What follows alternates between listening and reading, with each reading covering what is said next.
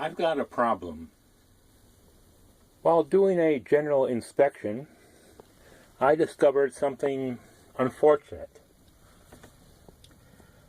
The water pump. It looks like it's been leaking and there's mineral deposits all over it. And you know what that means? I'm going to have to replace it. So the first thing I'm going to need to do is turn off the water pump. I also have to drain the water tank, at least what's left of it. And that's this valve on the outside.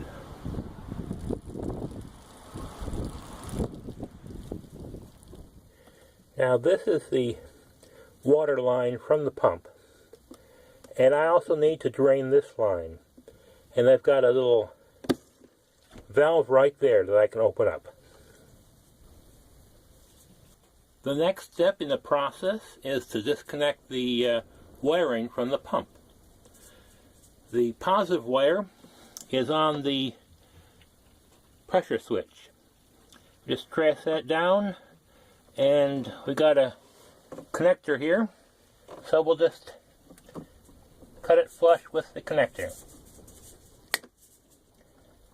And then we'll find the negative wire and we'll cut that flush with the connector.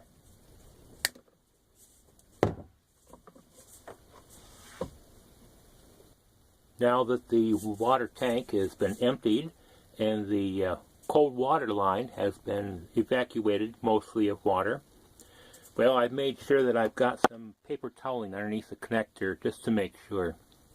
So we just need to disconnect the pipe from the pump.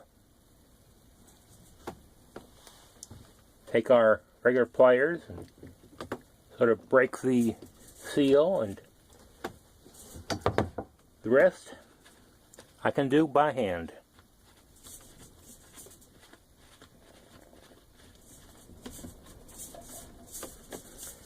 Now, I don't want to be too rough with this piping. It tends to be brittle mainly at the connectors.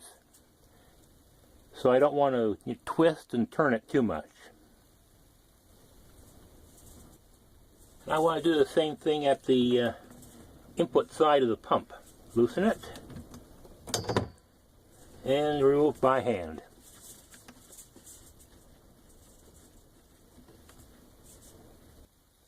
At this point, now I can just take my screwdriver and unscrew and remove the pump.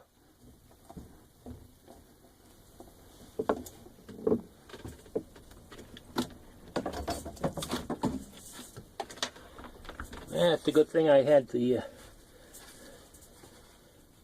paper toweling here. There was still a bit of water left in the pipes, but that's why I did it. I'll clean this up and we'll go to the next step. I discovered that finding a replacement for this pump was not as easy as I thought.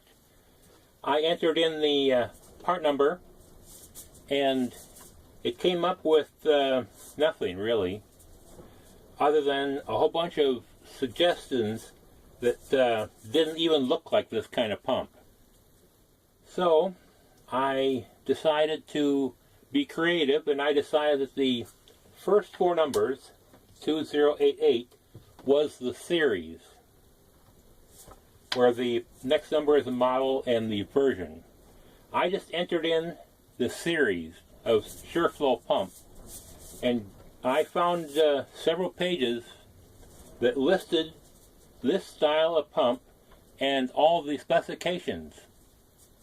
Now this is a 40 psi pump, and most of them that were listed were 60.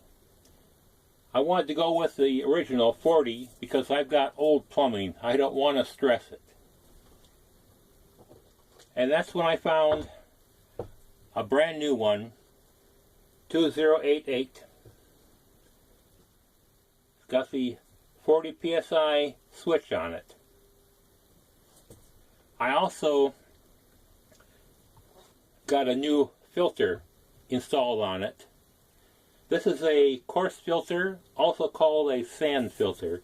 It prevents anything coming in from the fresh water tank from getting in here that's too big and destroying the pump.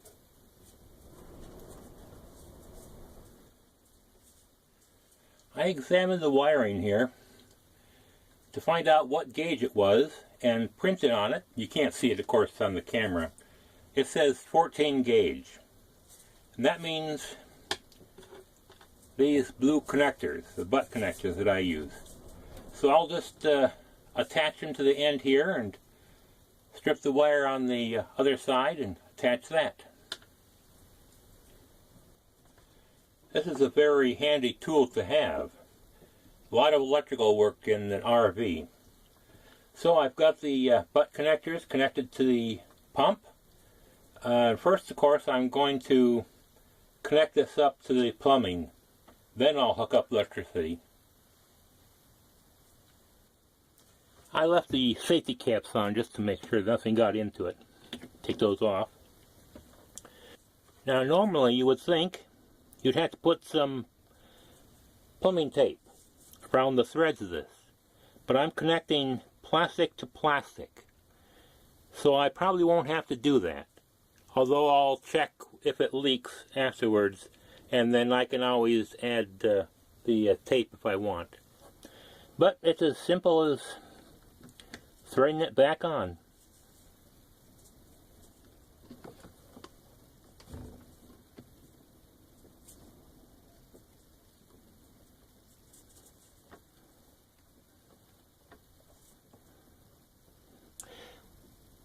We tighten it hand tight.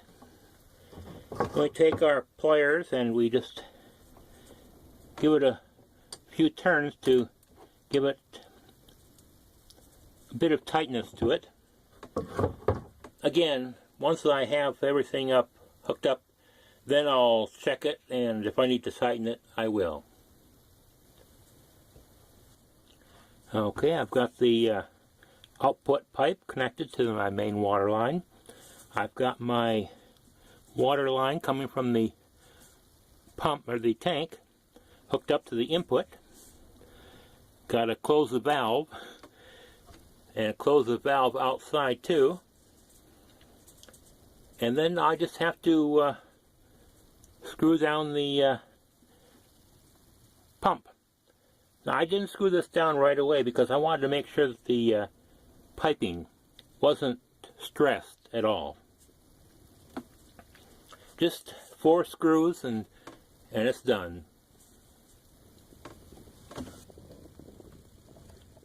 It's important that the screws be tight enough to hold the cushions in place and not too light so that the screws will rattle. Since I was in the mood for doing some work around the place, I decided to modify my solar panels so that they were a little more stable.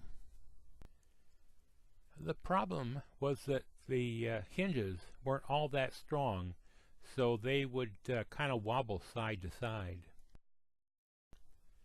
So I added another hinge and an angled bar, and that seems to have worked.